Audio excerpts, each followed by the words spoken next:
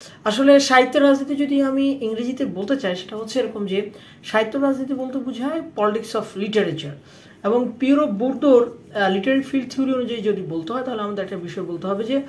সাহিত্যের রাজনীতি আসলে এখানে একটা সামাজিক ক্ষেত্র যেখানে ক্ষমতা প্রভাব এবং সাংস্কৃতিক পুঁজিটা কাজ করে এবং সাহিত্যের সৃষ্টি কর্ম তৈরি করার উদ্দেশ্য কিন্তু যে শুধুমাত্র নান্দনিকতা বা নিজের সন্তুষ্টির জন্য সাহিত্য রচনা করা তা কিন্তু না, বা নিজের প্রতিত্বের জন্য সাহিত্য রচনা করা তা কিন্তু না। কবিতা গল্প বা প্রবন্ধের মাধ্যমে সমাজের চিন্তা ভাবনা মানদণ্ড এবং যে রাজনৈতিক যে ধারণাগুলো আছে সেগুলো কিন্তু রিফ্লেক্ট হয়। তাহলে যে এক কথা আমাদের বলতে হয় যে সাহিত্যের রাজনীতিটা হচ্ছে এরকম যেখানে পাওয়ার অর্থাৎ ক্ষমতা, ইডিওলজি দর্শন ধর্মতত্ত্ব সোশ্যাল স্ট্রাকচার এবং হচ্ছে রাজনৈতিক বাস্তবতার এক ধরনের ইন্টারাকশন হয় এবং এক ধরনের আদান প্রদান হয়ে থাকে। এখানে কখনো আপনি দেখবেন যে সাহিত্য কখনো হচ্ছে আপনার কাছে রাজনৈতিক অত্যাচার নির্যাতনকে পরিস্ফুটিত করছে, আবার দেখবেন যে শ্রেণী বৈষম্য শ্রেণী নির্যাতন ধনী দরিদ্রের বৈষম্য মানুষের নির্যাতনের বিষয় তুলে ধরছে, আবার কখনো জেন্ডার ইনইকুয়ালিটি অর্থাৎ নারী পুরুষের বৈষম্য তুলে ধরছে, অথবা আপনি কখনো দেখবেন যে উপনিবেশের যে স্ট্রাকচার সেটাকে তুলে ধরছে, অথবা কখনো ওয়ার অথবা ন্যাশনালিজম অর্থাৎ যুদ্ধ এবং হচ্ছে জাতীয়তা বোধকে প্রাধান্য দিয়ে লেখা হচ্ছে। এখন যদি আমরা ধরেন জর্জ ওয়েলের 1984, আপনি এখানে দেখবেন যে পলিটিক্যাল অপারেশনটা কোন পর্যায়ে যেতে পারে কিন্তু এই সাহিত্যের মাধ্যমে কিন্তু তা সচেতনভাবে পাঠকের মাঝে তুলে ধরা হয়েছে। এবং লিটারেচার এবং সাহিত্য এই ধরনের বিষয়ের প্রতি হচ্ছে রিফ্লেক্ট করে প্রতিবিম্ব করে মানুষকে হচ্ছে ইনফ্লুয়েন্স করে যে সে আসলে জাতি হিসেবে তার কেমন হওয়া উচিত, তার জাতিগত পরিচয় কী হওয়া উচিত, সে কি বাঙালি হওয়া উচিত না সে বাংলাদেশি হওয়া উচিত, তার মানবিক দিক কী হওয়া উচিত এবং স্বাধীনতা এবং সার্বভৌমত্বের ব্যাপারে তার কি ধারণা পোষণ করা উচিত। এবং এই কারণে বলা হয় যে সাহিত্য হচ্ছে একটা বিশাল বড় রাজনৈতিক সফট পাওয়ার যেটা হচ্ছে আপনার অবস্থানকে নির্ধারণ করে দেয়। এখন যদি আপনি মনে হয় যে একটা আদর্শ সোসাইটি তৈরি করবেন তাহলেও কিন্তু আপনার সেই সাহিত্যের কাছে যেতে হবে। যেমন আমরা সোশ্যোলজিস্ট বেন্ডিক মানে সোশ্যোলজিস্ট যদি বেন্ডিক অ্যান্ডারসনের মতামত দেখি, তিনি দেখাচ্ছেন যে কিভাবে লিটারেচার নিউজ পেপার এবং হচ্ছে উপন্যাস মানুষের ন্যাশনাল আইডি তৈরি করে, ন্যাশনাল মানে জাতীয়তা আইডি তৈরি করে। যেমন ইউনাইট পিপল মানুষকে হচ্ছে তা একত্র করে এবং হচ্ছে ন্যাশনালিজম তৈরি করে এবং কালেকটিভ মেমোরি তৈরি করে। এবং এর সবচেয়ে বড় প্রমাণ যেটা আমরা দেখি যে আমরা যদি আমাদের স্বাধীনতা যুদ্ধের বিষয়গুলো উপন্যাসগুলো তুলে ধরি সেখানে আমরা দেখব যে যেমন কাবিলের বোন উপন্যাসটা তুলে ধরি যেখানে বা যেখানে দেখানো হয়েছে যে কাবিলের চাচা হচ্ছে একজন পশ্চিম পাকিস্তানের অধিবাসীকে বিয়ে করেন এবং কাবিলের বোনের সাথে কাবিলের প্রেম হয়ে যায় এবং ঘটনাক্রমে এই দুঃসহ মুক্তিযুদ্ধের সময় কাবিলের বোন হচ্ছে নিরাপত্তার কারণে হচ্ছে চলে যায় এবং সে তার হচ্ছে এক আত্মীয় অর্থাৎ পাকিস্তানি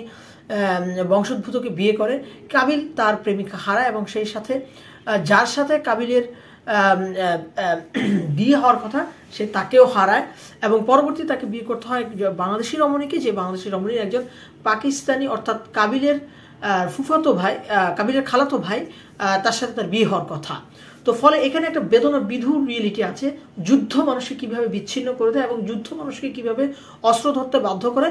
এবং বাংলাদেশের প্রতি বাঙালির প্রতি যে আর্থসামাজিক নিপীড়ন সেই নিপীড়নটা কিভাবে করা হয়েছিল সেটিও হচ্ছে তুলে ধরা হয়। এখানে আরেকটি বিষয় যে এই ধরনের শিল্পকর্ম বা সাহিত্য যখন তৈরি করা হয় বা রচনা করা হয় আমরা দেখি যে প্রত্যেকটা টেক্সটের ভেতর কিন্তু একটা পলিটিক্স থাকে এবং সেই পলিটিক্সটা এরকম যে হুই স্পিক, তিনি কে কথা বলছেন আসলে আপনি দেখবেন এবং কার ভয়েসটাকে হচ্ছে নিপীড়িত ভয়েস হিসেবে চুপ রাখা হচ্ছে এবং কোন কোন ধরনের ক্যারেক্টার কি ধরনের ক্ষমতার প্রদর্শন করছে এবং কার উপর নিপীড়ন হচ্ছে, কে হচ্ছে নিপীড়ন বিরুদ্ধে সোচ্চার হচ্ছেন এবং এর মাধ্যমে আসলে কোন ধরনের ইডিওলজি বা মতাদর্শকে প্রাধান্য দেওয়া হচ্ছে তার মাধ্যমেই কিন্তু আপনি দেখবেন যে এক ধরনের সাহিত্যর রাজনীতি তৈরি হচ্ছে। আরও একটু যদি আমরা স্ট্রাকচারালি এই বিষয়টা আলোচনা করার চেষ্টা করি, আমরা দেখব যে আমাদের ব্রিটিশ কলোনির সময় দেখবেন যে আমাদের সেই সময়কার সাহিত্যরা, যেমন শরৎচন্দ্র চট্টোপাধ্যায়, কাজী নজরুল ইসলাম ব্রিটিশ বিরোধী সাহিত্য রচনা করেছেন। তার বিদ্রোহী এবং অন্যান্য শরৎচন্দ্র চট্টোপাধ্যায়ের অনেক উপন্যাস আপনি দেখবেন যে এই টাইপের লেখা আছে। অন্যদিকে আপনি দেখবেন যে ল্যাঙ্গুয়েজ পলিটিক্সের আমাদের ভাষা আন্দোলন ভিত্তিক যে আন্দোলনটা হয়েছিল,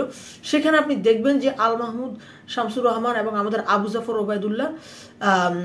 অনেক কবিতা, যেমন কাঁদতে আসেনি, ফাঁসির দাবি নিয়ে এসেছি, ট্রাক ট্রাক ট্রাক, শুয়োর মুখো ট্রাক এসেছে,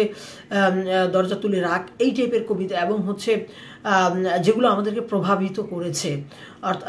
ভাষা আন্দোলনের প্রতি। এবং আপনি দেখবেন যে জহির রায়হানের 8ই ফাল্গুন যে ছোট গল্প, আমরা যেটা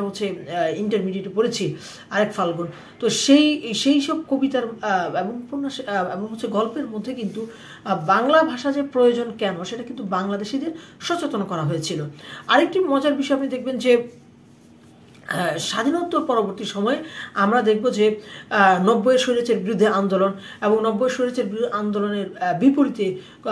আমাদের লেখক শিল্পীরা যেভাবে সোচ্চার হয়েছিলেন, যেভাবে রুদ্র মোহাম্মদ শহীদুল্লাহ বলেছিলেন যে বেশ্যাকে তো বিশ্বাস করা যায়, রাজনীতিবিদের ধমনীশিরায়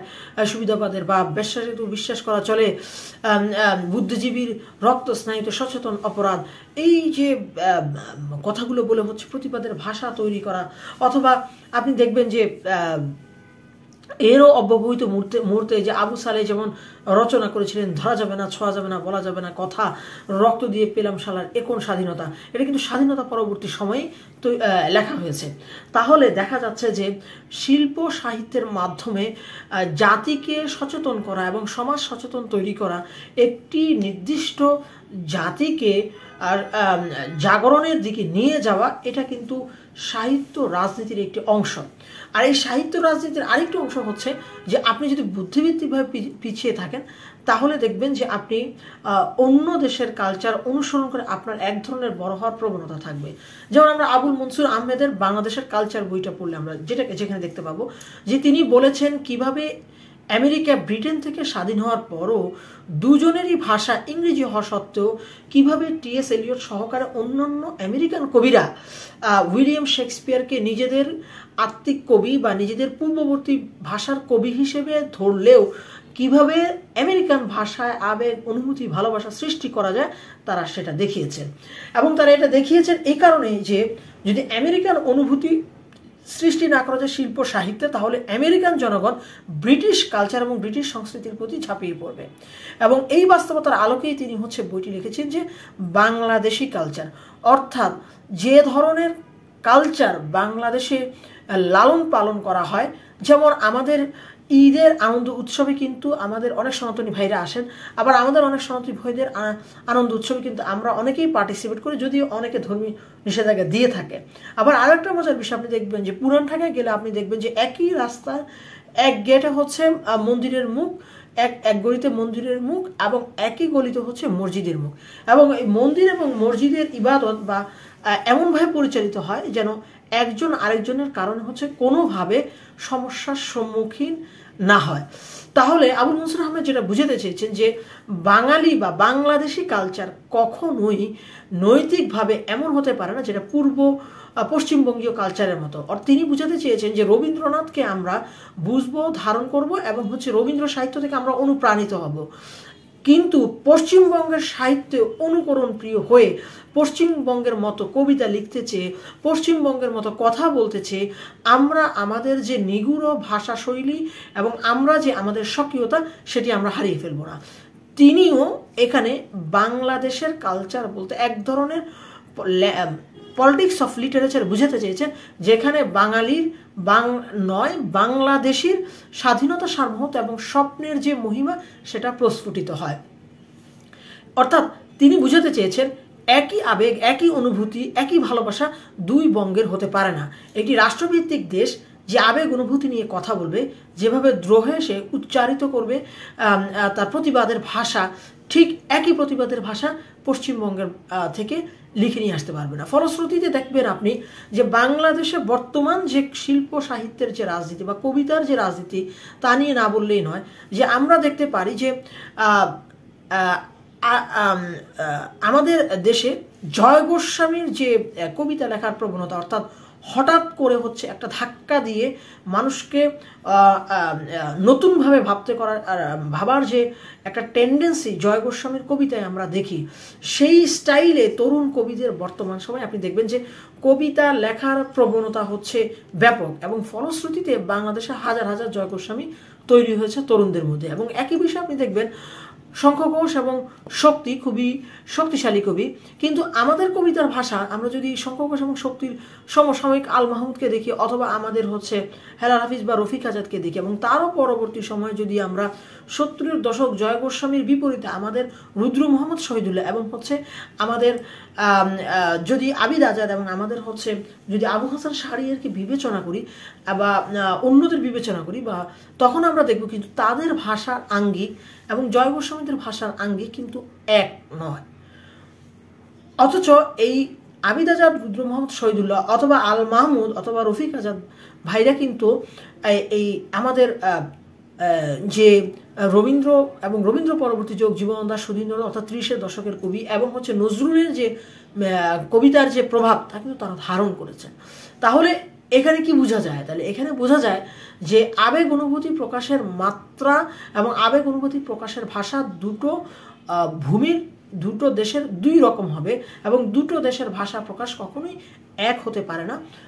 এবং আবেগ অনুভূতি কখনোই এক হতে পারে না। তাহলে একটি দেশ আরেকটি দেশ কর্তৃক হচ্ছে পরিচালিত হবে। এবং শিল্প সাহিত্য যেহেতু বুদ্ধিভিত্তিক রাজনীতির জায়গা, যেখান থেকে হচ্ছে সমাজ, সোসাইটি, রাজনীতি এবং হচ্ছে আমাদের স্থানীয় এবং আন্তর্জাতিক সম্পর্ক নির্ধারিত হওয়ার মেধা বা ব্রেন আমরা যাকে বলি, তা যদি আমাদের পার্শ্ববর্তী দেশের দ্বারা প্রভাবিত হয়, তাহলে দেখা যাবে যে আমরা চিন্তায়, ভাবনায়, আলোকে অনেক ক্ষেত্রে তাদের দ্বারা পরিচালিত হব। তাহলে পলিটিক্স অফ লিটারেচার যদি আমরা বুঝতে চাই, তাহলে পলিটিক্স অফ লিটারেচার বলতে আমাদের অবশ্যই নিজস্ব ভাষায়, নিজস্ব দেশে, নিজস্ব মানুষের আবেগ, অনুভূতি, কালচারকে প্রাধান্য দিতে হবে। এবং সেক্ষেত্রে আমাদের এই স্থানীয় যারা কবি রয়েছেন, যেমন জীবনানন্দ দাশ আমাদের, এবং হচ্ছে বুদ্ধদেব বসু, যদিও তিনি পরবর্তীতে পশ্চিমবঙ্গে গিয়েছিলেন, এবং আমাদের রফিক আজাদ, আমাদের যারা 60-এর কবি রয়েছেন অন্যান্যরা, যেমন হচ্ছে আমাদের হেলাল হাফিজ, আমাদের 60-এর কবি আবুল হাসান, আমাদের 70-এর কবি আবিদ আজাদ, রুদ্র মোহাম্মদ শহীদুল্লাহ, আবু হাসান শাহরিয়ার, এবং 80-এর দশকের যারা কবি আছেন এবং 90-এর যারা কবি আছেন, যারা আমাদের অনুপ্রেরণার কারণ হতে পারেন, আমাদের ভাষা, শিল্প, সাহিত্য, নিজস্ব ভাষা তৈরি করার কারণে আমাদের সাহিত্য রাজনীতি হিসেবে তাকে অনুসরণ করা উচিত। এবং ফাইনালি একটা কথা বলবো যে সাহিত্যে রাজনীতির পরবর্তী অংশে যেটা নিয়ে আমি আলাপ করতে চাচ্ছি এবং পরবর্তীতে আলাপ করব, সেটি হচ্ছে যে আসলে এক একজন শিল্প সাহিত্যিক যখন তিনি তার সাহিত্যকর্ম রচনা করেন, সেটি তিনি কিভাবে অন্যের মাঝে ছড়াতে চান। তো ধন্যবাদ আজকে আমার সাথে থাকার জন্য।